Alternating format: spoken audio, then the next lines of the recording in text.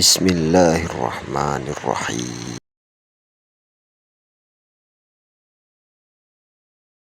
Dan pada sore ini semoga Allah berkahi kita masuk ke sahabat yang ke-15, seorang tokoh yang mulia bernama Anas bin Malik radhiyallahu anhu, yang di judulnya saya sudah minta teman-teman panitia menulis pembantu Nabi Muhammad sallallahu alaihi wasallam. Tentu sebelum kita masuk ke panjang lebar tentang Anas radhiyallahu anhu, tetap saya akan mengatakan selamat datang para penuntut ilmu dan selalu hadir di majelis ilmu saudaraku seiman. Berikan sebuah atau tanamkan sebuah simbol dalam hidup anda semuanya. Tidak ada hari tanpa ilmu, dan ilmu di sini adalah ilmu syar'i, karena ilmu satu-satunya jalan untuk menambah keimanan.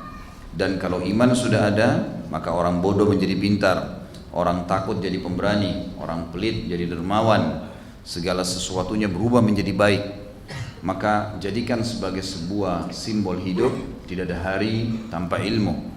Dan juga kalau iman sudah ada, semua amal soleh akan mudah kita amalkan.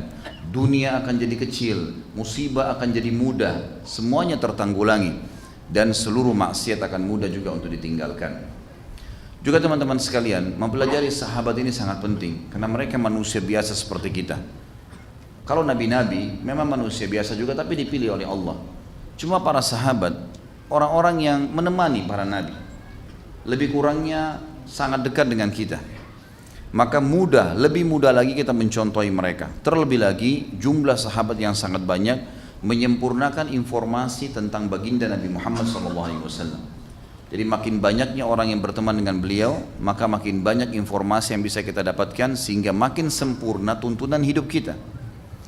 Salah satu yang sangat mulia dari para sahabat ini adalah pembantu Nabi Muhammad SAW, Anas bin Malik. Sungguh orang ini telah mendapatkan karunia yang sangat besar, dan karunia ini tidak semuanya orang miliki, termasuk di kalangan sahabat. Karena menjadi pembantu Nabi Muhammad SAW artinya akan selalu bersama-sama dengan Nabi, mengurus pakaian Nabi, mengurus pesanan makanan Nabi, ngobrol, memasang pelana kurma untahnya dan kudahnya, menemani peperangan, menjadi orang yang sangat dekat dengan Nabi SAW. Banyak sahabat yang dekat, tapi pembantu ini berbeda. Namun seperti biasanya teman-teman sekalian, tradisi saya menggunakan atau membahas sahabat, saya akan mulai dengan ad-durus wal ibar dulu. Pelajaran dan ilmu yang kita bisa ambil dari tokoh kita ini. Yang pertama saudaraku, di dalam Islam dibolehkan, bahkan dianjurkan seseorang memiliki pembantu. Tentu lebih ideal dan sesuai dengan sunnah adalah kalau laki-laki memiliki pembantu laki-laki dan perempuan memiliki pembantu perempuan. Nabi Muhammad SAW memiliki beberapa orang yang membantu beliau, tapi yang paling menonjol 3 orang: Anas bin Malik, Zaid bin Haritha, dan anaknya Zaid, Usama bin Zaid. Ini yang paling menonjol menemani Nabi SAW. Ini khusus untuk mengurus apapun yang berhubungan dengan pribadi Nabi. Sampai Nabi SAW kalau masuk rumah, mereka yang membukakan pintunya. Nabi SAW membuka sendalnya, mereka yang meletakkan. Nabi SAW ingin mengganti bajunya, maka mereka yang mengambilkan. Istri-istri Nabi tentu ada, tetapi mereka ini selalu mendampingi Nabi SAW di mana saja, selalu membantu Nabi. Nabi SAW juga punya seseorang yang khusus mengurus unta dan kuda beliau, bernama Anjashah. Kalau kita sekarang mungkin bahasanya supir.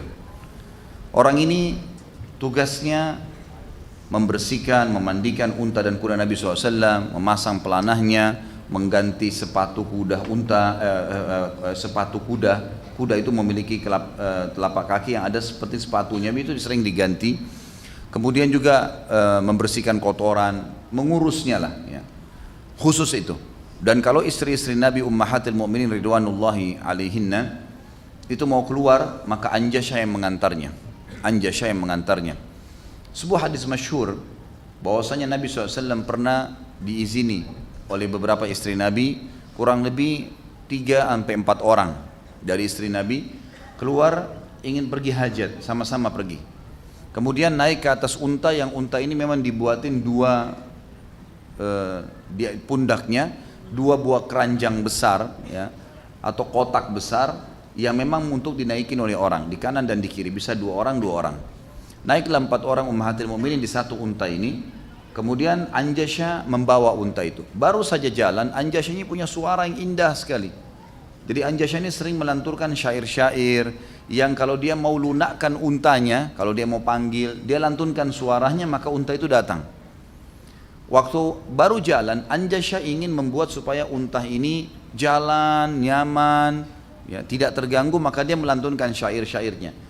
Baru saja dilantunkan, untanya ini menggoyang-goyangkan kepalanya sampai unta ini geranda yang ada di belakang itu sempat goyang.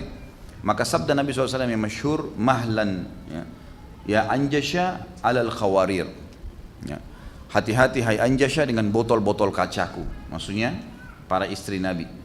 Jadi intinya adalah ada Anjasya, ada seseorang di sini, ada pembantu pribadi Nabi SAW, ada yang urus untuk untahnya dan kudahnya. Nabi SAW juga menggunakan bodyguard kalau kita sekarang. Orang yang mendampingi beliau, membela beliau ada. Di antara yang masyhur adalah Abu Musa al-Asy'ari radhiyallahu anhu. Riwayat yang masyhur dalam riwayat Bukhari, kalau beliau pernah Nabi SAW merendam kakinya di air di sebuah kebun, lalu Abu Musa al-Asy'ari menjaga pintu kebun itu, tidak ada yang boleh masuk. Maka datanglah Abu Bakar lalu minta izin, mengatakan, wahai Abu Musa, izinkan saya pada Nabi SAW, saya ingin masuk.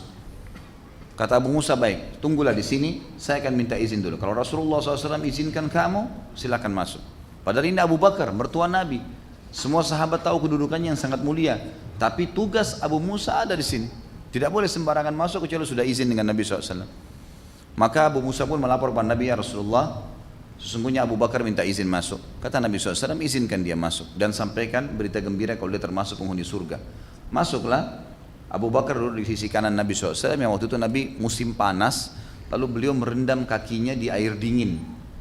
Ini juga termasuk sunnah ya, termasuk sunnah. Di musim panas kita bisa merendamkan kaki di air dingin sehingga tubuh kita menjadi dingin, atau kalau di musim dingin dibalik, direndam dengan air panas gitu ya. Nabi SAW melakukan itu, dan ini termasuk sunnah yang banyak orang tidak kerjakan gitu. Yang jelas teman-teman sekalian, duduklah Abu Bakar di sebelah Nabi SAW sisi kanan, dan waktu itu Nabi SAW menggulung baju beliau sampai ke lutut supaya tidak kena air, dan Abu Bakar pun mengikutinya.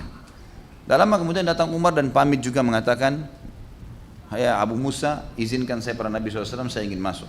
Kata Abu Musa, baiklah, tunggu di sini. Kalau Nabi SAW izinkan kamu, saya akan izinkan.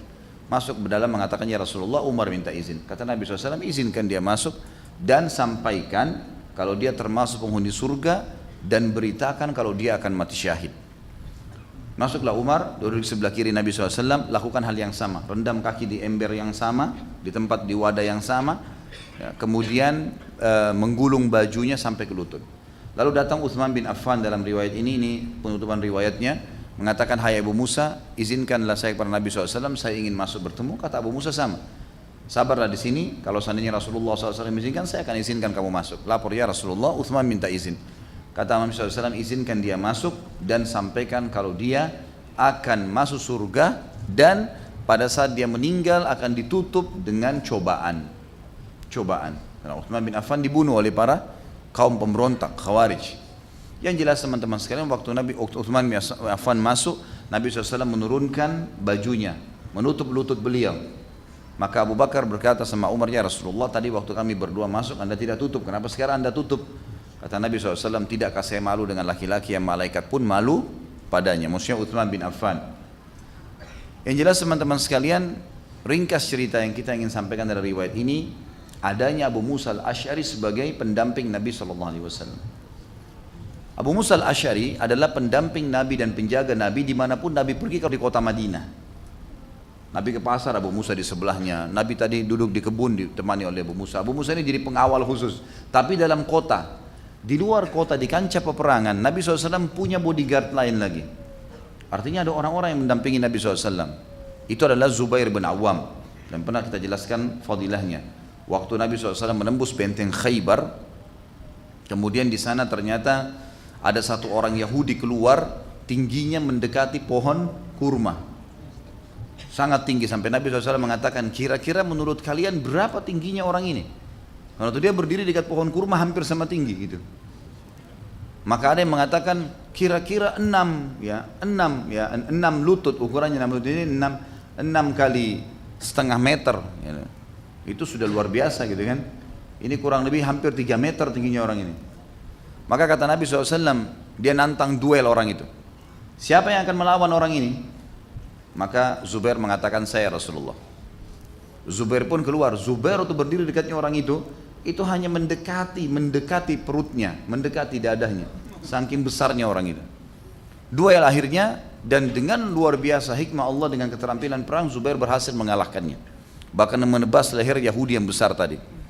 Begitu jatuh, akhirnya Yahudi ini jadi drop semuanya, karena ini orang terkuatnya di mereka. Maka kalah pada saat itu. Dan Nabi SAW mengatakan, sesungguhnya semua Nabi punya bodyguard, punya pengawal khusus. Dan pengawal khususku di kancah peperangan, Zubair bin Awam. Jadi ada pendamping gitu kan. Nabi SAW juga menggunakan hajib. Hajib ini sesekali dipakai jasanya gitu ya. Sesekali dipakai jasanya, tapi sama, memenuhi kebutuhan Nabi SAW. Seperti Al-Mughirah bin Syu'bah. Al-Mughirah bin Syu'bah ini punya kisah unik sedikit. Orang ini sangat kasar. Orangnya sangat kasar. Dia, Syu'bah ini ayahnya kepala suku Thaqif di Taif. Orang-orang Badui di gunung, kalau bicara suaranya kasar. Ringkas cerita, ayahnya Syu'bah waktu meninggal dunia, maka saudaranya Syu'bah ini bernama Urwah. Urwah ini nanti masuk Islam. Waktu Urwah jadi raja, rupanya Al-Mughirah, keponakannya dia, yang waktu itu pergi bersama dengan beberapa orang, kurang lebih 13 orang dari suku Malik. Suku Malik ini ada di sebelah Taif ya. Mereka pergi ke Mesir, bertemu dengan Muqaykis, raja Mesir pada saat itu. Ketemulah. Kemudian karena Mughirah bin Syu'bah ini kasar sekali, kalau ngomong kasar, dan Muqaykis ini merasa terganggu dengan cara ngomongnya. Waktu pulang, 13 orang dari suku Malik dan 1 orang Mughirah dari suku Thaqif ini, semua dikasih hadiah oleh Muqaykis kecuali Al-Mughirah. Al-Mughirah gak dikasih sama Muqaykis hadiah nih. Dia heran, kenapa gak dikasih? Dia tanya teman-temannya yang 13 orang, kenapa kalian semua dikasih, yang gak dikasih nih? Kata mereka, mungkin kamu terlalu kasar gitu. Maka dia rupanya tidak terima itu. Al-Mughirah tidak terima. Waktu lagi istirahat di tengah jalan, Al-Mughirah membunuh 13 orang itu. Semuanya dibunuh, diambil hadiahnya. Al-Mughirah ambil. Begitu perilakunya lah, orang Badui gitu kan. Waktu dia mau pulang, dia tahu suku Malik ini di sebelah sukunya, sebelah Taif. Ini ribut nanti nih.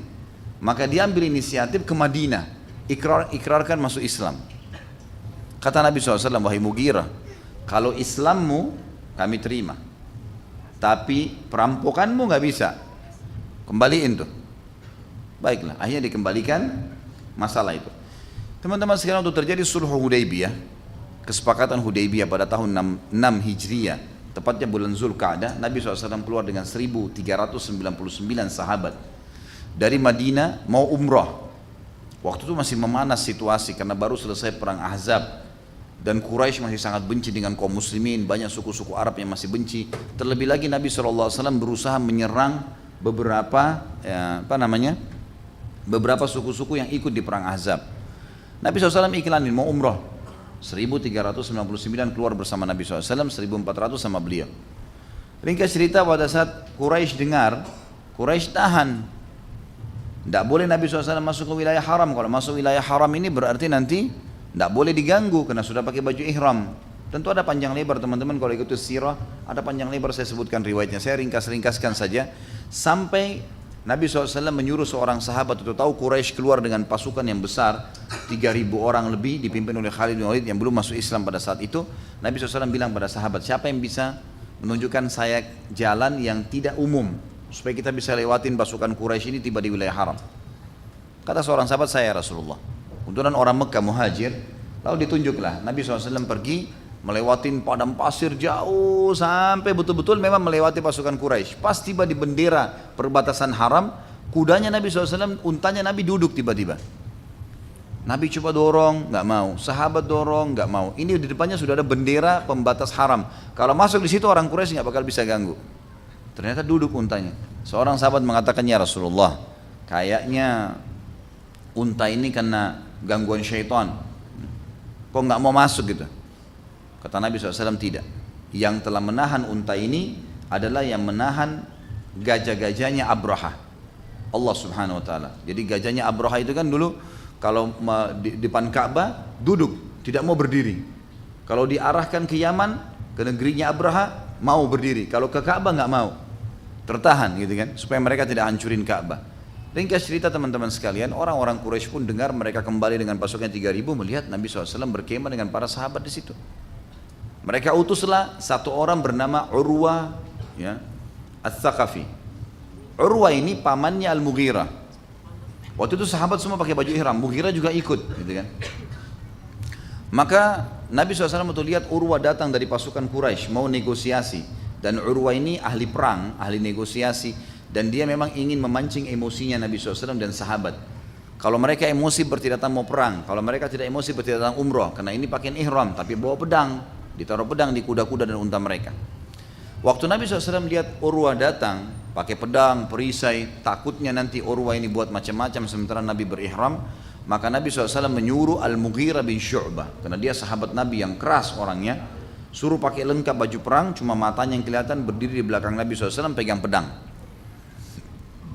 Pada saat itu teman-teman sekalian, datanglah Urwa, lalu Urwa sengaja ingin memancing emosi Nabi SAW.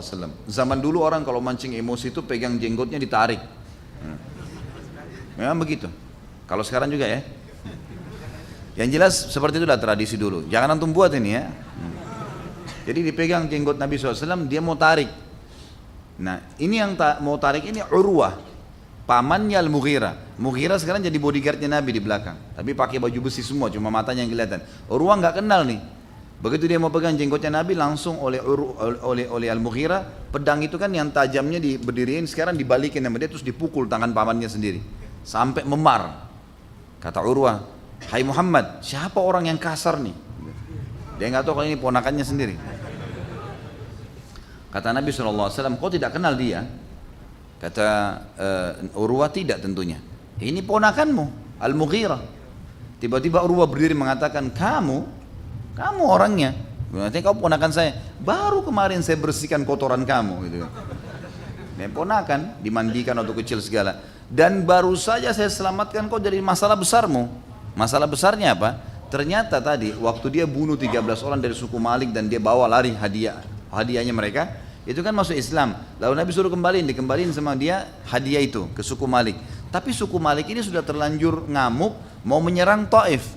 Suku Taif juga, suku Tsaqif juga siap berperang, hampir berperang nih. Yang jadi kepala suku Urwah. Lalu Urwah berkata, ada orang datang pada Urwah mengatakan, hai Urwah, kamu lebih berakal daripada kau buat dua suku ini berperang.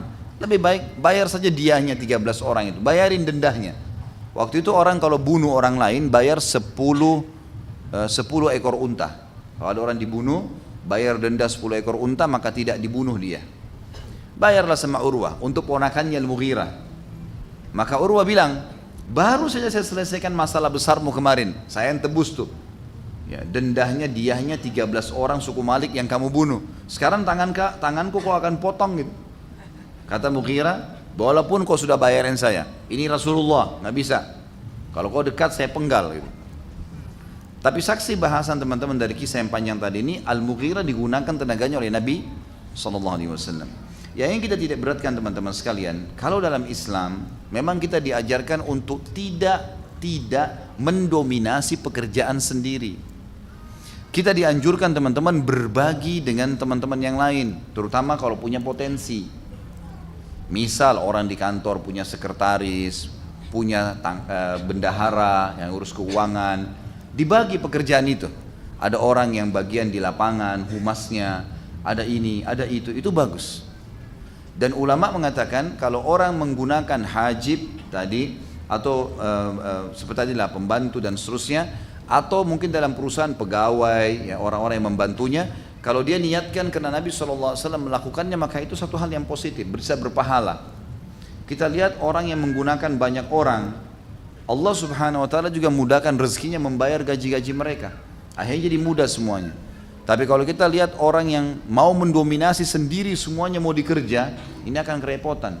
Bagi waktunya susah, yang ngatur waktu, dan masih banyak potensi yang akhirnya terbengkalai. Baiklah, teman-teman sekalian, kita akan masuk dulu di poin itu, poin pertama ya, bolehnya menggunakan jasa untuk membantu, ya, apapun pekerjaan kita selama tidak ada pelanggaran agama. Misal kalau kita butuh sekretaris untuk laki-laki, ya laki-laki juga gitu kan. Mungkin ummahat kita atau akhwat kita juga menggunakan dari akhwat. Yang jelas menggunakan tenaga orang adalah bagian daripada perintah agama kita. Dan itu dibolehkan. Kalau diniatkan karena Nabi SAW melakukan maka berarti pahala. Ingat semua ummahatil mukminin ada pembantunya. Semua di rumah ada pembantu. Jadi jangan kita anggap di sini, nanti akan kita masuk ke poin kedua ya, bagaimana bermuamalah dengan pembantu. Poin pertama dulu difahami, boleh ada pembantu. Boleh memiliki supir, boleh memiliki tukang kebun, boleh memiliki apalah sekretaris tadi, ya orang yang membela dia kalau lagi ada masalah, dia mau safar minta ditemanin dan seterusnya, dibolehkan dalam agama. Karena Nabi SAW melakukan itu. Dan malah terbalik, tidak sesuai dengan syariat kalau seseorang mau mendominasi sendiri. Ada orang subhanallah semua dikerja sendiri sama dia. Bukan tidak boleh, walaupun kita punya, tapi akan banyak waktu yang tersita. Kenapa kita nggak berbagi duit kasih gajinya tukang kebun misalnya? Kecuali sesekali, ya, sesekali mungkin kita ingin melakukan hobi mungkin, gitu kan? Bagilah sesuatu, dan kalau kita berbagi dengan secara yang seperti ini teman-teman, pastikan rezeki kita akan terbuka. Allah akan mudahkan kita. Lihat orang makin banyak memperkerjakan orang jadi pegawai, makin terbuka usahanya. Karena memang dia membantu dan itu memang seperti itulah sistem yang sedang Allah ciptakan. Jadi ada image di sini yang kita ingin perbaiki ya. Poin kedua teman-teman sekalian, yang kita perlu perhatikan adalah wajib berbuat baik dengan pembantu itu. Ini berhubungan dengan masalah pembantu semua nih ya, dengan pembantu, pegawai, kemudian juga ada hamba sahaya. Kita akan beda-bedain nanti. Kita akan mulai teman-teman sekalian dengan pembantu. Dianjurkan laki-laki punya pembantu laki-laki, perempuan perempuan, tapi boleh kalau dalam satu rumah tangga memiliki pembantu perempuan. Ya. Kalau pembantu laki-laki dianjurkan untuk tidak berinteraksi dengan tuan perempuannya. Ya. Kecuali sahaya, ada hukum sendiri nantinya akan dibahas itu. Yang jelas teman-teman sekalian, kalau memang di rumah itu ada pembantu, seorang bibi, mbak yang membantu misalnya, maka itu dibolehkan dalam agama. Tetapi tidak boleh kalau ada ikhtilat dalam arti kata khalwat ya, berdua saja. Misal seorang laki-laki kemudian dibantu oleh seorang perempuan saja, ini nggak boleh. Atau seorang perempuan dibantu oleh seorang laki-laki saja, ini nggak boleh. Tapi kalau satu keluarga besar maka dibolehkan.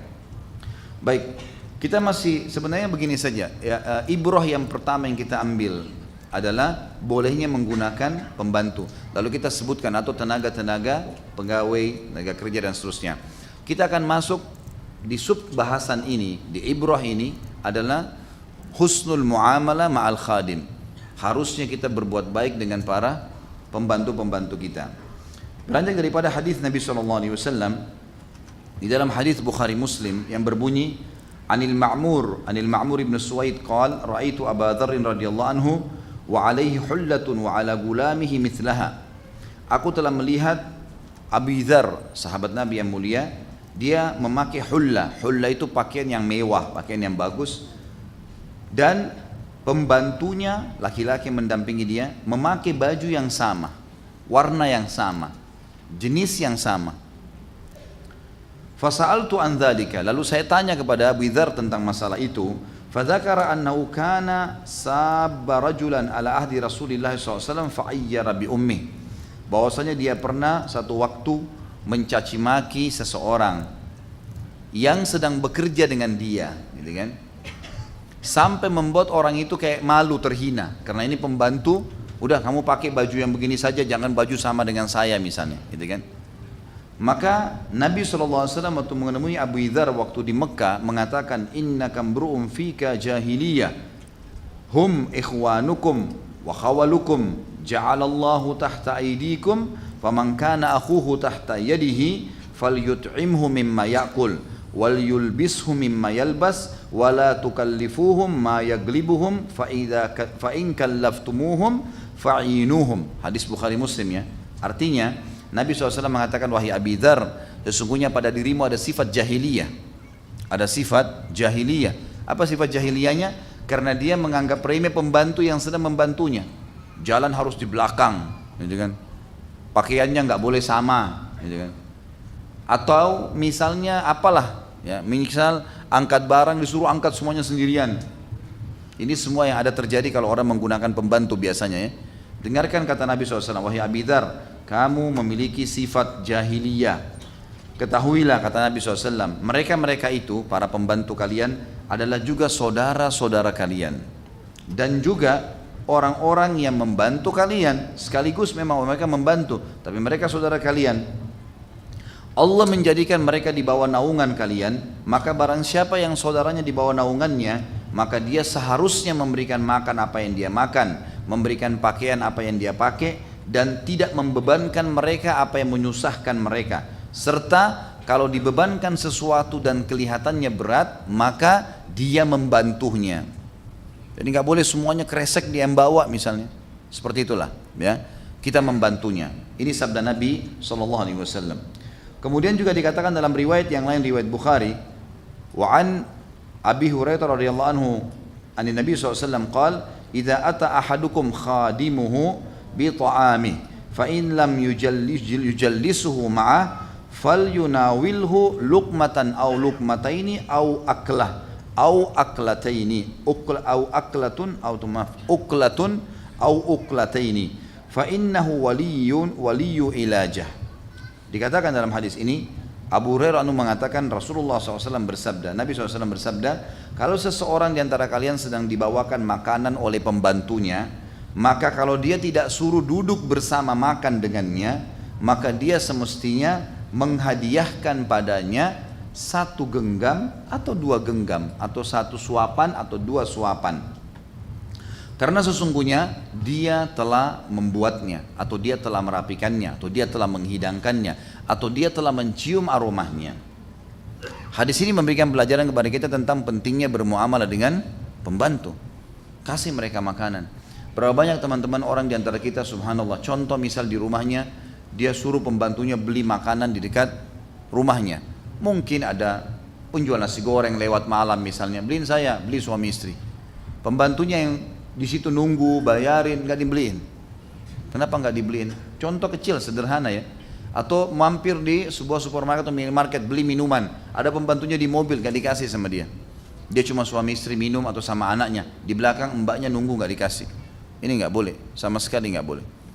Bahkan perintah Nabi, kalau dia yang membawa, kalau dia bukan suruh duduk makan sama-sama, maka dia harus memberikannya satu genggam atau dua genggam, atau satu suapan atau dua suapan. Sunnahnya begitu, kita harus kasih. Jadi kalau antum suruh beli nasi padang misalnya seseorang, sapam di kantor misalnya, atau OB yang sedang kerja di kantor, ini tolong beliin, beli dua akhi, ya, beli tiga, bungkusin buat mereka, kasih yang sama. Itu sunnah Nabi SAW, harusnya begitu. Ada orang subhanallah, saya temukan banyak kasus begitu, ya. Begitu ada pembantu di rumah, ada makanan datang baru dibeli, sudah ditata di kulkas rapi, buah-buahannya, jusnya, segala macam hal. Pembantunya diwanti-wanti, nggak boleh sentuh ya, nggak boleh makan. Ini luar biasa super pelit. Gitu. Gimana caranya dia nggak berbagi nih? Sampai kadang-kadang lebih baik rusak daripada berikan pembantunya. Ini wa na'udzubillah. Dipastikan orang seperti ini mustahil pembantunya betah, mustahil. Tapi kalau dianggap sebagai keluarga sendiri, saya tahu ada beberapa jemaah saya yang sampai mengatakan, untuk saya jelaskan hadis-hadis yang serupa seperti ini. Ada yang sampai sudah 13 tahun tinggal pembantunya, ada yang sampai pembantunya tua sekali, gitu kan? Tinggal sama dia nggak mau pulang. Ada kakak saya di Surabaya, itu pembantunya sampai tua, mungkin sudah sampai, kalau tidak salah umurnya sudah hampir 70 tahun ya. Tetap sama kakak saya, anaknya jemput nggak mau. Udah saya sama ditunjuk sama kakak saya gitu. Ini tinggal sini. Nanti kalau kalian butuh datang aja ke sini.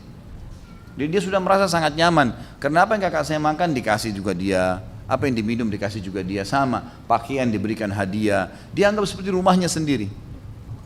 Termasuk teman-teman sekalian perhatikan, jangan pernah anggap remeh mereka dengan memberikan kamar-kamar yang kotor seperti gudang, seakan-akan tidak ada nilainya. Dia manusia. Kalau ekonominya seperti kita, dia tidak bakal jadi pembantu, gitu kan? Kenapa? Kenapa memang kalau di kamar mereka dipasangin AC? Kalau memang Allah ada kelebihan rezeki, kenapa nggak dikasih AC? Bukankah kalau dia nyaman juga dia jadi fit, jadi bagus tenaganya, kerjanya juga jadi bersih, kan gitu? Mestinya, idealnya begitu. Mestinya nggak boleh beda-bedain. Karena dalam Islam ini teman-teman, betul memang Allah menjadikan mereka sebagai orang yang membantu kita, tapi kita punya adab-adab syar'i, adab-adab syar'i, gitu kan? Sampai Talha bin Ubaidillah radhiyallahu anhu, sahabat Nabi yang mulia, itu punya budak jumlahnya puluhan orang. Tapi kalau Talha jalan sama, sulit dibedain mana Talha dengan yang orang-orang budak-budaknya nih. Susah dibedain. Karena rame-rame semua dibeliin baju seragam sama dia. Tentu tidak harus satu warna, tapi mungkin baju yang sama. Jadi jangan juga maksudnya ada orang yang kelihatan sekali gitu loh. Kalau ini tuan, ini pembantu, kelihatan sekali. Karena dari pakaian, dari sendal jepitnya, dari penampilannya semua kelihatan beda sekali. Kenapa ini harus begitu? Ya. Harusnya jangan ya. Jadi teman-teman yang suka ngeluh karena pembantunya selim pergi keluarnya, pelajari dari sini gitu kan. Karena mereka sangat pelit, makanan sulit, pakaian juga sulit gitu kan. Sampai kadang-kadang pakai pakaian di rumah itu sudah pakaian yang sangat kumuh gitu. Saya berapa kali ingatkan istri saya, hati-hati. Apapun yang kamu pakai, ada sesuatu, kasih. Berbagi gitu kan. Dahulukan mereka. Maka berikan makan, bagi. Begitu ada datang buah, bagi. Berikan dulu mereka, baru taruh buat saya. Baru taruh buat kita. Jadi beli anggur, beli apel, bagi dulu. Kasih dulu mereka, sudah dibagi buat mereka, baru bawa ke kita. Supaya hilang rasa sombong, rasa merasa lebih. Karena memang sudah bersyukur Allah jadikan mereka mau membantu kita, gitu kan? Sudah syukur. Hati-hati teman-teman, jangan bilang oh karena saya kasih gaji. Dari mana gaji? Allah yang mudahin buat kita kerja dan dapat uang. Jangan sampai sombong ya. Ini penting untuk dipelajari. Hadis ini memberikan pelajaran kepada kita yang sangat luar biasa. Ya. Baik, itu masalah pembantu. Artinya dalam Islam boleh pakai pembantu, gitu kan? Allah berikan antum rezeki, pakai tenaga, nggak masalah, gitu kan? Yang rawat ini, yang rawat itu tuh pakai tenaga-tenaga mereka dan insya Allah Allah akan berikan rezekinya. Ini kalau pembantu. Sekarang kita pindah kalau pekerja, pegawai, perusahaan kah, kita buka usaha, pakai tenaga pegawai teman-teman sekalian. Tentu cari saudara-saudara muslim yang baik. Kemudian kita kerjasama dengan mereka. Itu pun kita berbaur dengan mereka. Jangan sampai kesannya karena atasan nggak pernah senyum, nggak pernah salam, gitu kan? Saya kalau masuk ke restoran saya, maka saya bercanda sama teman-teman pegawai. Ngumpul, duduk, ngobrol-ngobrol, bercanda. Saya tanyain sudah berapa juz kamu hafal, datang. Kenapa tadi telat, kenapa begini, kok bajunya seperti ini, sambil bercanda. Kadang-kadang mereka tertawa gitu kan. Tidak ada sesuatu, tidak ada jarak. Kenapa harus merasa bahwasanya kita lebih dari orang lain? Gitu kan. Kita boleh teman-teman. Dan dalam Islam dianjurkan dalam hadis riwayat Muslim, kalau kita memiliki pegawai, asal bukan pelanggaran fatal, seperti misal masalah mencuri, misal masalah menipu, misal masalah tidak sholat, ya, ini lain ini, atau dia melakukan dosa-dosa besar. Tapi kalau kesalahan mungkin jatuhin gelas, mungkin lupa melakukan satu perbuatan, maka kita harus tahu teman-teman sekalian, kalau dalam Islam kita dianjurkan selalu memaafkan. Seorang sahabat punya kebun kurma. Luas kebun kurmanya, pegawainya banyak, sampai ratusan orang. Nah kadang-kadang kalau dia kasih instruksi, kalau sekarang mungkin masih ada, mungkin dipasang speaker. Kalau di kebun-kebun itu pasang speaker yang jarak jauh, bisa instruksi maka terdengar gitu kan. Kalau sekarang, dulu kan tidak bisa. Maka ini sahabat ini kecapean, karena datang ke sini, dia sudah instruksikan, dia ke ujung pegawai yang kesekian, dia kembali, ternyata ini belum selesai kerjaannya. Maka dia bingung, gimana nih? Harus saya pecat karena terlambat bekerja, atau saya maafin saja. Datang kepada Nabi SAW, ya Rasulullah, pegawai saya begini ya Rasulullah, apa yang saya harus lakukan? Apakah atau sampai batas mana saya harus memaafkan pegawai saya? Kesalahannya bukan fatal ya, sekali lagi bukan mencuri, bukan menipu, bukan apa ini. Ini kesalahan cuma telat sedikit melakukan perbuatan, atau memang belum selesai, diberikan kesempatan. Kata Nabi SAW, maafkan pegawaimu walaupun sampai 70 kali. 70 kali maafkan. Lalu teman-teman pegawai jangan bilang, Ustadz Khalid bilang ini kesempatan, kita bisa dimaafin 70 kali. Atasan antum harus tahu hadis itu pak, gitu kan. Ini salah, jangan juga begitu ya. Karena harus kita juga menghormati dia yang sudah memberikan kita pekerjaan. Ini kenapa kita fokus kepada atasan ke bawahannya? Karena umumnya memang atasannya biasa yang sombong gitu kan.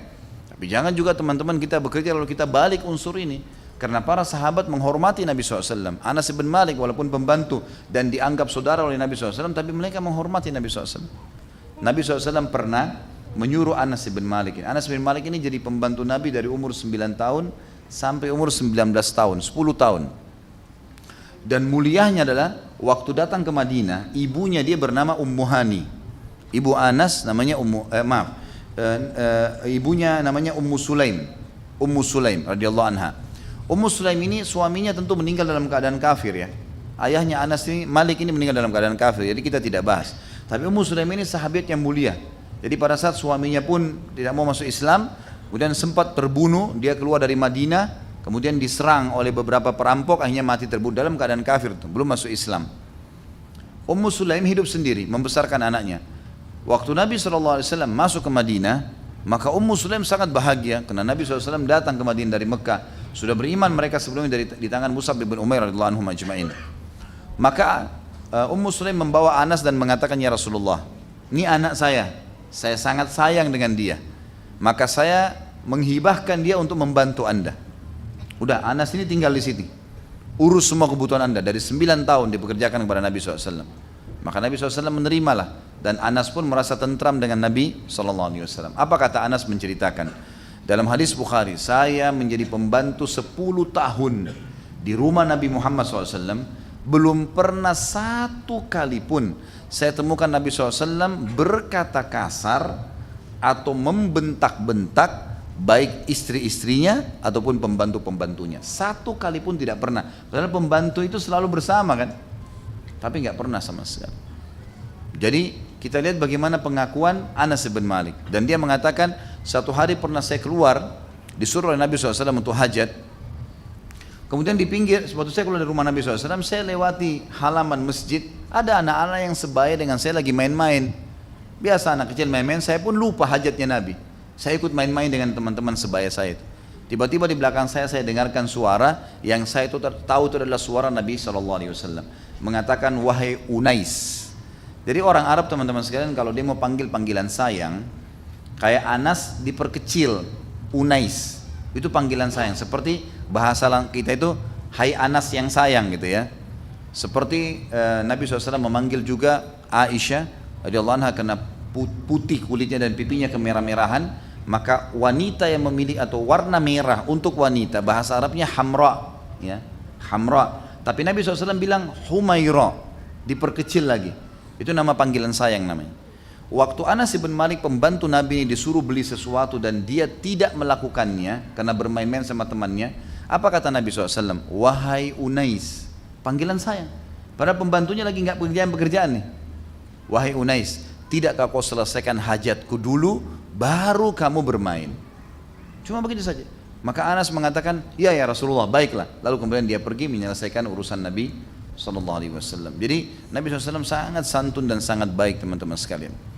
Tentu dalam pekerjaan juga kita dianjurkan mencari pegawai-pegawai teman-teman ini yang mukmin, yang beriman, yang bisa dipercaya.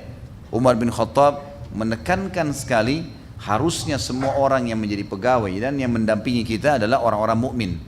Makanya beliau pada saat menjadi khalifah yang paling pertama, semua gubernur di wilayah Islam harus sahabat yang mukmin, yang paling hebat ilmunya dan imannya.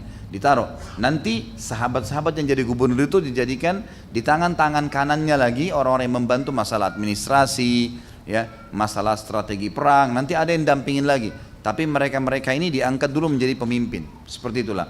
Dan dia menganggap bahwasanya orang yang mengenal Tuhannya, kata Umar, yang orang yang mengenal Tuhannya pasti akan memberikan hak makhluk, gitu kan. Seperti itulah gambarannya. Baik, itu kalau berhubungan dengan pegawai. Sekarang kita masuk ke masalah hamba sahaya. Kalau terjadi peperangan antara muslimin dengan orang kafir, pernah saya jelaskan di beberapa bahasan kita yang lalu, maka kita mendapatkan hamba sahaya. Kalau terjadi perang, jihad, kemudian kita menang, semua yang di pasukan kafir menjadi hamba sahaya kita. Hamba sahaya bisa diperjualbelikan, gitu kan? Sudah pernah saya jelaskan panjang lebar hukumnya pada saat menjelaskan hukum-hukum yang sebelumnya ya, beberapa sahabat yang sebelumnya. Tapi ada yang ingin saya tambahkan. Misal, kalau seseorang menjadi hamba sahaya, misal pun ya, kita bukan bicara tuannya sudah pernah kita bahas, kita boleh punya hamba sahaya, mereka bisa menjadi pembersihan dosa namanya kafarah ya. Mereka bisa menjadi penyebab kita dapat pahala dengan fakku raqabah, bebasin saja gitu. Kalau orang menjadi budak teman-teman sekalian, jangan dianggap itu buruk. Belum tentu buruk, apalagi kalau dia masuk Islam. Karena ada hadis yang menyebutkan fadilah orang jadi budak malah. Kalau jadi budak, bukan kita disuruh jadi budak, enggak. Tapi kalau ada orang yang kita tangkap di medan perang tertawan lalu dia masuk Islam jadi budak kita, maka kalau dia muslim, dia bisa mendapatkan pahala yang sangat besar. Coba kita renungi misalnya hadisnya. Riwayat Imam Bukhari Muslim. Kata Nabi SAW, Innal abda idha nasaha li sayyidihi wa ahsana ibadatullah falahu ajruhu marratain. Kalau seandainya seorang hamba sahaya itu benar-benar dia tulus melayani tuannya, majikannya, karena dia milik majikannya, bisa diperjualbelikan, gitu kan. Kalau dia tulus melayani majikannya, menasihatinya dengan benar, dan dia menjaga ibadahnya yang baik sama Allah, maka khusus hamba seperti ini, budak ini punya double pahala ibadah. Double pahala ibadah. Jadi kalau orang bebas kayak kita pun teman-teman bisa dikalahkan pahalanya dengan budak. Apa yang kita ambil benang merah dari hadis ini? Ternyata nggak boleh nganggap remeh budak ini, gitu kan? Nggak boleh anggap remeh dari pembantu, nggak boleh anggap remeh pegawai. Walaupun ada unsur timbal balik juga, tentu mereka juga harus menghormati, gitu kan? Ada hadis yang lain juga. Abu Hurairah meriwayatkan dalam hadis Bukhari Muslim, lil abdil mamlukil muslih ajran, walladhi nafsi Abi Hurairah biyadi, laula al-jihadu fi sabilillah wal hajj wa birra ummi la ahbabtu an amuta wa ana mamluk. Kata Abu Hurairah anhu, sesungguhnya budak, seorang budak yang masih di bawah naungan tuannya, belum bebas, masih budak, tapi dia muslih, selalu memperbaiki, selalu baiki hubungan ibadahnya sama Allah, dia baik sama tuannya, maka dia memiliki double pahala orang yang normal. Dan demi jiwa Abu Hurairah yang dalam genggamannya, maksudnya demi Allah ya, kalau bukan karena jihad di jalan Allah, haji dan bakti dengan ibuku, aku berharap mati sementara aku menjadi seorang hamba sahaya. Karena besarnya pahala yang didapatkan. Jadi yang bisa menyaingi hanya jihad, haji, dan juga bakti dengan kedua orang tua. Ini menurut pendapat sahabat tadi. Sekali lagi, benang merahnya adalah kita dilarang untuk menghardik mereka, menganggap remeh mereka. Karena teman-teman sekalian, mungkin sekarang kondisi kita lagi aman, tidak ada peperangan misal. Tapi bukan mustahil satu waktu terjadi jihad, antum akan hadapin tuh. Kalau berhadapan dengan pasukan lalu kita menang, memang mereka jadi hamba sahaya. Nah banyak orang memperlakukan tawanan. Kalau orang-orang kafir teman-teman sekalian, bobrok sekali. Dipukulin, disiksa, gitu kan. Dalam Islam tidak seperti itu. Nggak boleh sama sekali, nggak boleh mukul. Sampai kata Nabi SAW, siapa yang memukul hamba sahayanya dengan tuduhan-tuduhan dusta, maka dia akan dihukum oleh Allah pada hari kiamat. Di dunia mungkin tidak ada orang bisa hukum, karena ini budaknya, hamba sahayanya. Tapi di akhirat Allah tetap akan hukum. Jadi kita harus faham tentang masalah seperti ini. Kemudian juga Abu Musa al-Asy'ari radhiyallahu anhu mengatakan, di dalam sebuah hadis riwayat Imam Bukhari, qala Rasulullah sallallahu alaihi wasallam, al-mamluku alladhi yuhsinu ibadata rabbah wa yuaddi ila sayyidihi alladhi alaihi minal haqqi wan nasiha wat ta'ata lahu ajran. Sesungguhnya seorang hamba sahaya yang memperbaiki ibadahnya dengan Tuhannya dan selalu memberikan hak tuannya yang harus dia berikan, serta dia menasihati dengan baik dan taat kepadanya pada hal yang bukan berbau maksiat, akan mendapatkan double pahala. Hadis yang lain riwayat Imam Bukhari Muslim juga berbunyi sama dari Abu Musa al-Asy'ari mengatakan, kalau Rasulullah SAW, thalathatun lahum ajran, ada 3 golongan manusia dalam Islam yang akan mendapatkan double pahala. Double pahala. Maka disebutkanlah yang pertama, rajulun min ahlil kitab amana bi nabiyhi wa amana bi Muhammadin sallallahu alaihi wasallam. Seseorang dari ahli kitab Yahudi dan Nasrani yang beriman kepada nabinya, kemudian melanjutkan imannya dengan beriman kepada risalah Muhammad sallallahu alaihi wasallam, masuk Islam. Maka ini double pahalanya. Makanya antum kalau punya teman-teman ahli kitab, itu yang dibahasakan. Kalau kalian masuk Islam, kalian dapat double pahala nih. Double pahala karena kalian sudah mengikuti ajaran Nabi sebelumnya, sekarang ikuti ajaran Nabi sesudahnya. Maka ini double pahalanya. Yang kedua adalah wal abdul mamluk idza adda haqqallahi wa haqqa mawali. Seorang hamba sahaya yang memberikan hak Tuhannya dan memberikan hak Tuhannya dan hak tuannya. Kalau dia berikan maka double pahalanya. Yang ketiga, wa rajulun kana lahu amatun fa addabaha fa ahsana ta'dibaha wa 'allamaha fa ahsana ta'limaha thumma a'taqaha fatazawwajaha falahu ajran. Yang ketiga, seorang laki-laki yang memiliki budak wanita. Budak wanita sama tadi di kancah peperangan, Laki-laki bisa diperjualbelikan, perempuan kalau hukum dalam syariat pernah saya jelaskan bisa digauli tanpa pernikahan oleh laki-laki. Tapi tidak berlaku unsur timbal balik. Enggak berlaku bagi perempuan yang bebas bisa bergaul dengan budak laki-lakinya, enggak bisa. Tapi laki-laki bisa.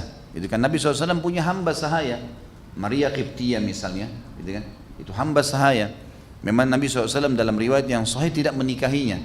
Itu memang dalam Islam disebutkan au ma malakat aimanukum. Pernah kita jelaskan masalah ini. Tapi Islam mengajarkan adab yang lebih mulia. Apa kata Nabi SAW? Orang yang ketika mendapatkan pahala double adalah seseorang yang memiliki budak wanita yang dia didik dengan sebaik-baiknya seperti mendidik anaknya sendiri. Dididik, diajar adab, tata krama, bahasa, mungkin disekolahkan, kemudian dia bebaskan dari keterbudakan, lalu dia nikahi, maka dia mendapatkan double pahala. Orang ini dapat double pahala. Artinya walaupun budak sahaya wanita boleh digauli tanpa pernikahan, tetapi kalau dibebaskan dinikahi jauh lebih afdal, pahalanya double, gitu kan? Dan ini teman-teman sekalian, tentu kita bicara masalah hamba saya berarti bicara masalah tawanan perang ya. Sekali lagi, orang-orang selain muslim, agama selain muslim ini luar biasa bobroknya dalam masalah tawanan nih. Di dalam Islam tawanan tidak boleh diganggu gugat. Sampai Nabi SAW lalu mengingatkan, berbuat laiklah pada asir. Asir itu adalah tawanan. Sampai para sahabat itu pada saat ada tawanan-tawanan dibawa ke Madinah, walaupun mereka lagi diikat supaya tidak lari, tapi disuapkan makanan di mulutnya, diberikan minum di mulutnya, sampai para tawanan yang masuk Islam mengatakan, demi Allah mereka lagi memegang roti dan kurma kering, dan mereka memasukkan roti ke mulut kami, sementara kurma kering yang mereka makan. Roti berarti lebih enak, gitu kan? Dan kalau roti jatuh di mulut, dari mulut kami, tawanan karena lagi diikat tangannya, maka para sahabat Muhammad itu memperebutkan roti tersebut, membersihkan lalu memasukkan kembali ke mulut para tawanan.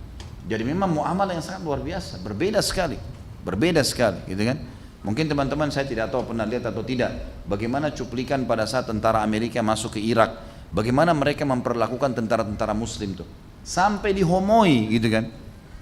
Mereka yang banyak homo, mereka melakukan itu, tidak dibiarkan mandi, tidak diurus, makanannya tidak dikasih, sampai tadinya foto-fotonya waktu sebelum ditawan itu gemuk-gemuk, mereka sehat, itu jadi kurus sekali, jadi hitam kulitnya, jadi terganggu, nggak ada sama sekali belas kasihan pada manusia, gitu kan? Bashar sekarang mengambil orang-orang yang ditawan, dibiarin sampai mengurus, ditelanjangin pakaiannya, di penjara, dipukulin, disiksa sampai mati, dan mereka puas dengan mati seperti itu. Subhanallah. Ajaran Islam sama sekali. Disuruh bebasin, disuruh baikin, dikasih baju, kasih makanan, bagian dari syariat, gitu kan? Bagian daripada syariat ini penting sekali. Jadi adab-adab ini harus dijaga teman-teman sekalian. Kemudian hadis yang lain, hadis ini diriwayatkan oleh Imam Muslim. An Suwaid bin Mukrin qala, laqad ra'aituni sab'atin min bani Makrin ma lana khadimun illa wahida latamaha asgharuna fa amara Rasulullah sallallahu alaihi wasallam an nu'tiqaha wa fi riwayatin sabi'a ikhwatun li. Seorang sahabat bernama Suwaid ibn Mukrin, beliau mengatakan, aku bersaudara 7 orang, dan ketujuhnya ini kami berasal dari suku Makrin ya. Dan di rumah kami itu ada 1 orang pembantu saja, hanya ada 1 orang pembantu. Hanya ada 1 orang pembantu perempuan, dan kebetulan ini adalah budak wanita ya. Kata Suwaid bin Mukrin, saya bersaudara 7 orang dan semua dari suku Mukrin, maksudnya dari ibu dan ayah ya. Dan di rumah kami hanya ada 1 pembantu, kebetulan dia selain membantu juga budak wanita. Maka adik kami yang paling kecil menampar budak wanita itu. Pada saat ditampar budak wanita tersebut dan sampai berita kepada Nabi SAW, Nabi SAW menyuruh membebaskan budak tadi. Nggak boleh menampar, nggak boleh. Kalau hamba sahaya, kata ulama hadis menjelaskan hadis riwayat Muslim ini, tidak boleh ditampar, padahal hamba sahaya itu bisa diperjualbelikan. Bagaimana dengan pembantu, bagaimana dengan supir, bagaimana dengan pegawai. Semua ini teman-teman sekalian tidak boleh sama sekali dihina. Nggak boleh hina saudara muslim, gitu kan? Harus kita fahamin. Subhanallah, saya ambil pelajaran dari guru-guru kami dulu di Madinah. Itu kalau masuk di kelas teman-teman, masuk di kelas ya. Masuk ngobrol, dia sampaikan materi segala. Tapi kalau sudah ketemu di luar, biasa. Ngobrol, bercanda. Bahkan kadang-kadang subhanallah dalam majlis ilmu di Masjid Nabawi, saya pernah bertemu dengan guru-guru saya, duduk di sebelah saya tuh. Belajar dari ulama yang sama. Padahal ini guru-guru kami sudah doktor di kampus, sudah luar biasa, dosen, sudah menjadi rujukan. Duduk dalam majlis halaqah, duduk sama orang-orang. Berapa banyak orang yang tidak bisa melakukan ini. Merasa dirinya lebih dari orang lain, sudah nggak mungkin hadir di pengajian, sudah nggak mungkin. Makanya hati-hati, orang Islam tidak ada seperti itu. Sesuatu yang benar, sesuatu yang wajar, nggak ada masalah. Bahkan Nabi Muhammad SAW dikatakan dalam riwayat teman-teman sekalian, Nabi SAW itu bisa tangannya dipegang oleh budak wanita, ya, budak perempuan anak kecil di Madinah dan bisa membawanya kemana saja. Jadi kan Nabi SAW saking toleransinya dengan masalah ini.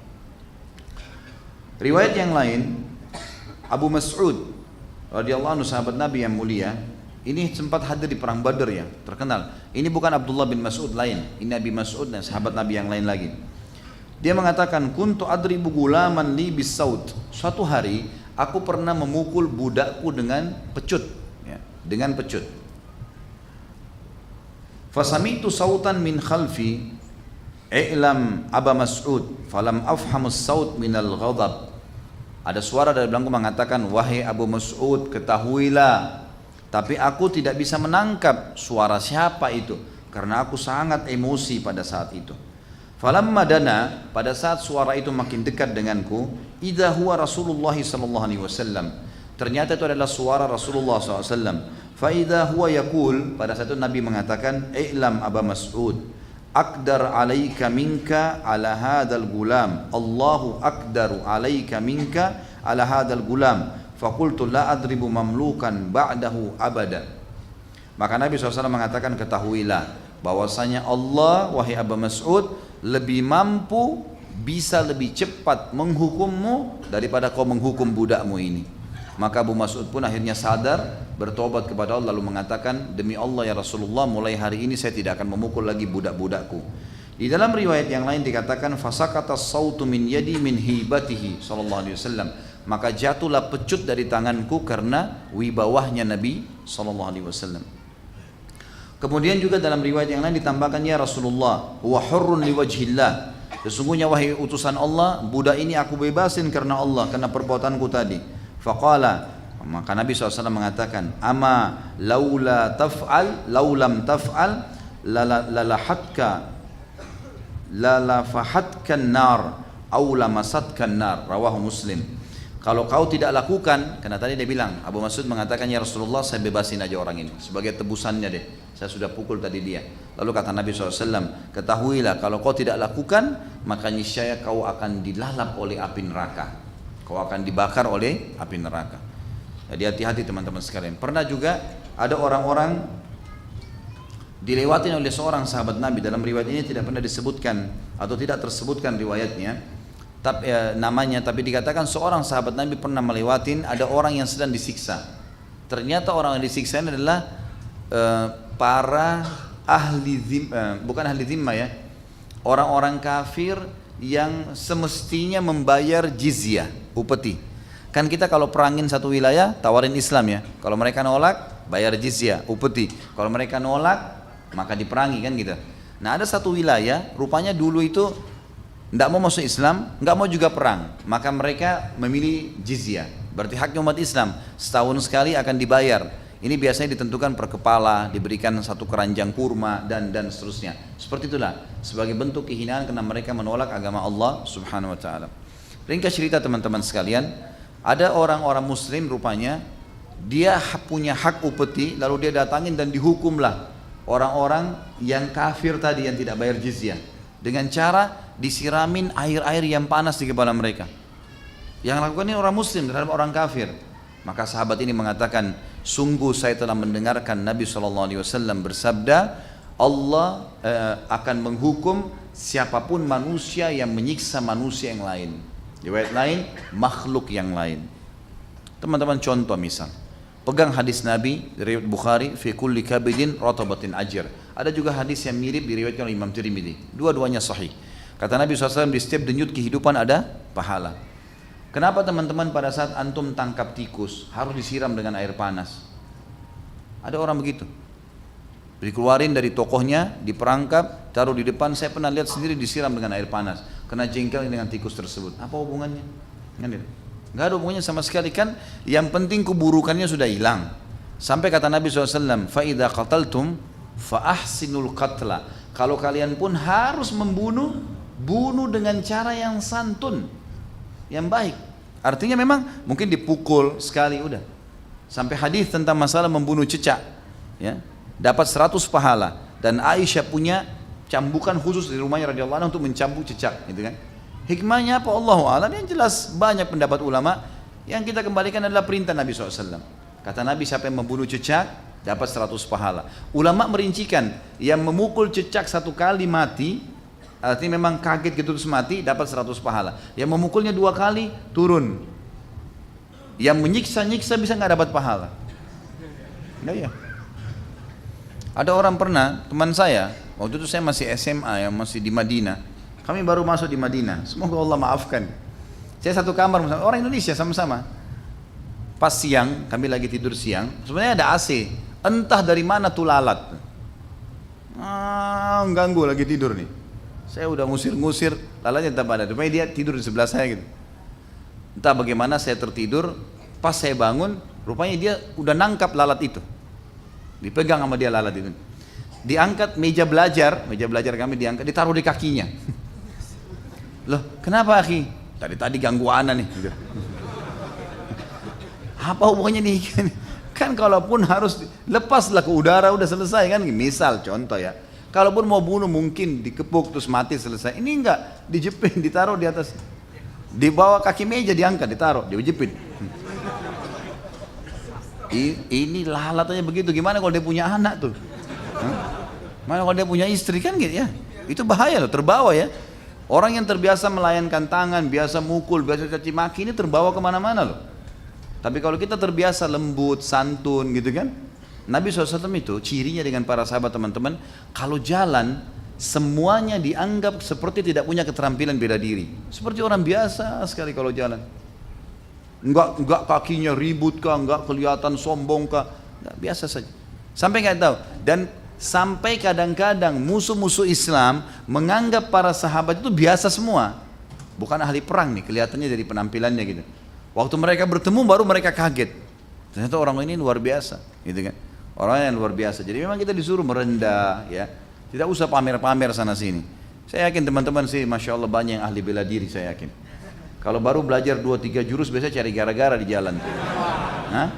Tapi kalau sudah pintar, sudah mahir, pasti nggak kelihatan. Biasanya begitu. Baiklah. Yang jelas teman-teman sekalian itu beberapa hadis Nabi tadi.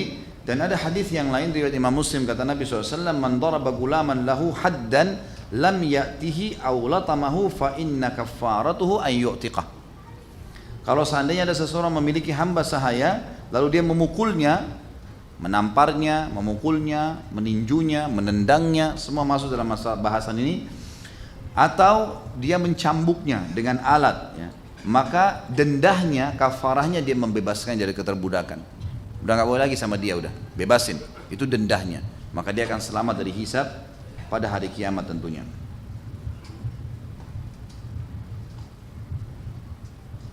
Tentu saya bahasakan ini teman-teman sekalian, untuk tuan, atasan, ya, atau orang yang sedang punya wewenang orang lain di bawah dia, maka dia harus menjalankan semua apa yang disebutkan oleh Nabi SAW tadi, dan dia berharap pahala di situ.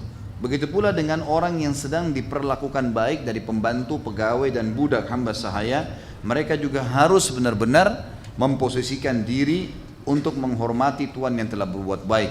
Karena kata Nabi SAW, ya, al jaza min jinsil amal, balasan akan datang sesuai dengan kadar perbuatan seseorang. Ini semua panjang lebar teman-teman, pelajaran pertama, ibrah. Dan ini memang yang paling banyak kita sedang titik beratkan, tentang bolehnya menggunakan pembantu, bodyguard tadi, sekretaris, pegawai, segala macam. Dan kemudian hukum-hukum yang berhubungan dengan mereka, fadilah-fadilahnya, kalau kita berbuat baik ataupun mereka yang menjadi pembantu tadi, supir kah, tukang kebun kah, atau apa saja, semua ini teman-teman. Dan ini bukan pekerjaan yang buruk, pekerjaan yang baik. Sampai Abu Hurairah tadi mengatakan kalau bukan karena jihad, haji, bakti sama ibu saya berharap mati dalam keadaan saya hamba sahaya. Baik. Pelajaran yang kedua, nanti ini kita baca dalam kehidupannya Anas bin Malik ya. Ini saya sebutkan pelajarannya dulu baru kita masuk ke riwayat hidup beliau. Jadi yang kedua adalah Anas bin Malik karena menjadi pembantu Nabi, maka beliau termasuk orang yang paling banyak meriwayatkan hadis. Ya.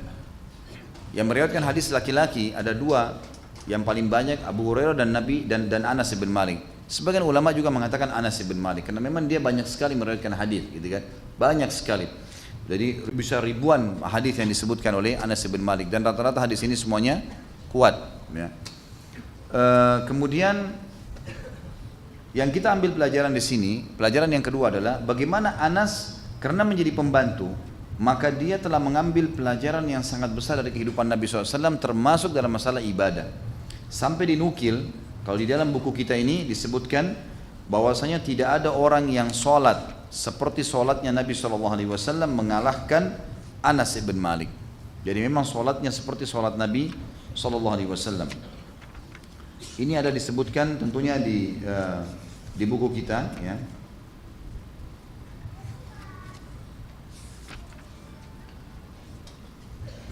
Iya. Saya tidak temukan di sini, saya tidak ingat halamannya, tapi yang jelas Anas bin Malik dikatakan adalah semua sahabat sepakat orang yang paling mirip sholatnya dengan Nabi SAW. Baik, sedikit kita bicara masalah sholat ini teman-teman.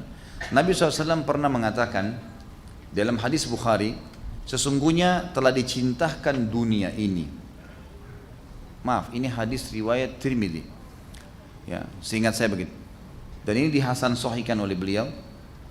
Kata Nabi SAW, dicintakan dunia padaku karena adanya wanita, maksudnya wanita bisa dinikahi, atau saudari dilindungi, atau ibu dihormatin, gitu kan? Atau istri yang dijadikan sebagai pendamping.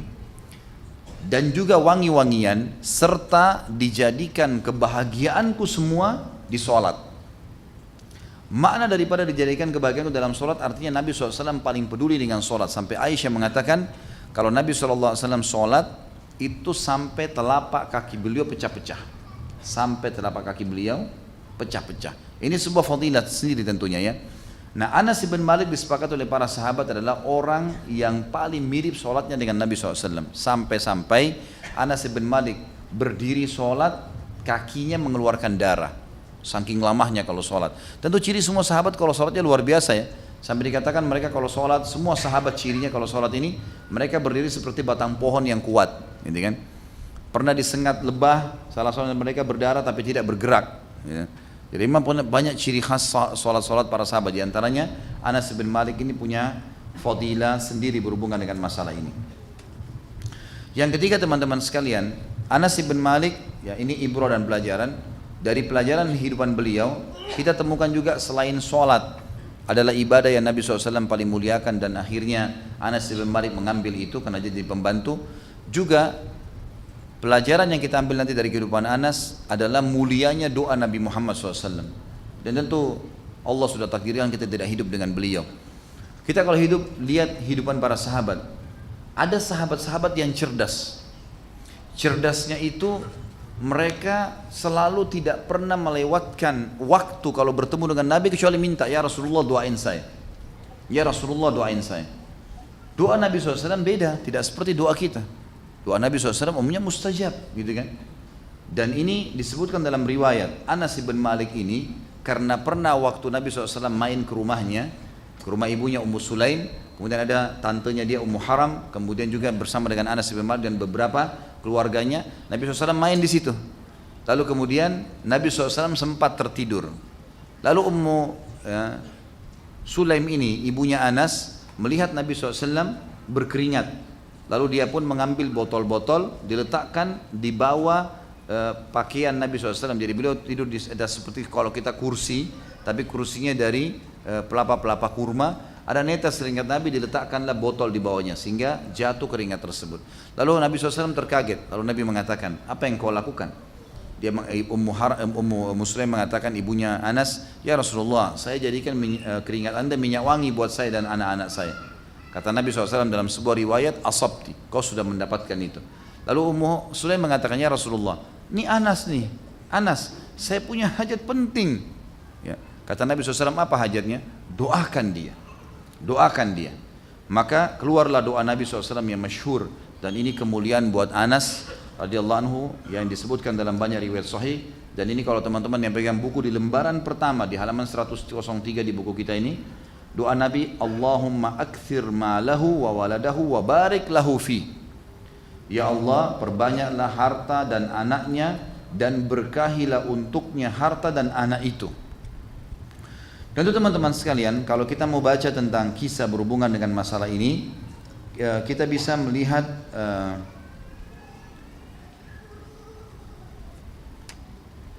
di halaman 111 sampai 112 ya. Silakan kalau yang pegang buku dibuka dulu halaman 111 sama 112. Ada beberapa riwayat yang berhubungan dengan masalah itu. Di situ ditulis oleh penulis ini keberuntungan meraih doa Nabi SAW. Riwayat pertama, Anas bin Malik radhiyallahu anhu berkata, sungguh beruntung. Anas bin Malik sungguh beruntung kata penulis bisa meraih doa Nabi SAW. Diriwayatkan dari Anas, ia berkata, Rasulullah SAW berdoa untukku, Allahumma akthir malahu wa waladahu wa atil hayatah. Ya Allah, perbanyaklah harta dan anaknya serta panjangkanlah umurnya. Allah memperbanyak hartaku, kata Anas bin Malik, sampai pohon anggurku berbuah 2 kali dalam setahun. Selalu anggur berbuah setahun sekali kan gitu. Khusus kebunnya Anas itu sampai 2 kali setahun. Anak dari sulbiku sebanyak 106. Anak keturunannya 106. Ada riwayat nanti menyebutkan 129. Bahkan ada cucu Anas bin Malik meninggal duluan, Anas masih hidup. Karena panjangnya umurnya. Anas bin Malik ini waktu meninggal teman-teman semua rambutnya putih, alisnya saking tebalnya dan putih itu sampai putih semua, gitu kan. Dan menutupi sebagian matanya, radhiyallahu anhu. Jadi Allah SWT betul-betul memberikan berkah karena doa Nabi SAW. Ya Allah, perbanyak hartanya, perbanyak keturunannya, dan panjangkan umurnya. Riwayat yang lain dari Anas radhiyallahu anhu berkata bahwasanya Nabi SAW mengunjungi Ummu Sulaim, ibunya beliau, ibu Anas. Lalu Ummu Sulaim menyuguhkan kurma dan mentega. Maka Nabi SAW bersabda, kembalikanlah kurma kalian ke wadahnya dan mentega kalian pada tempatnya, karena aku sedang puasa. Lalu Nabi SAW berdiri ke sebuah sudut di rumah. Beliau mengerjakan sholat sunnah ya, bersama kami. Maksudnya beliau mengerjakan sunnah, tapi tidak jelaskan sholat sunnah qabliyah kah, ba'diyah kah, yang jelas atau duha, karena tidak disebutkan waktunya. Lalu maksudnya bersama kami, maksudnya kami ikut sholat, tidak, bukan berjamaah, tapi juga ikut mengerjakan sholat itu.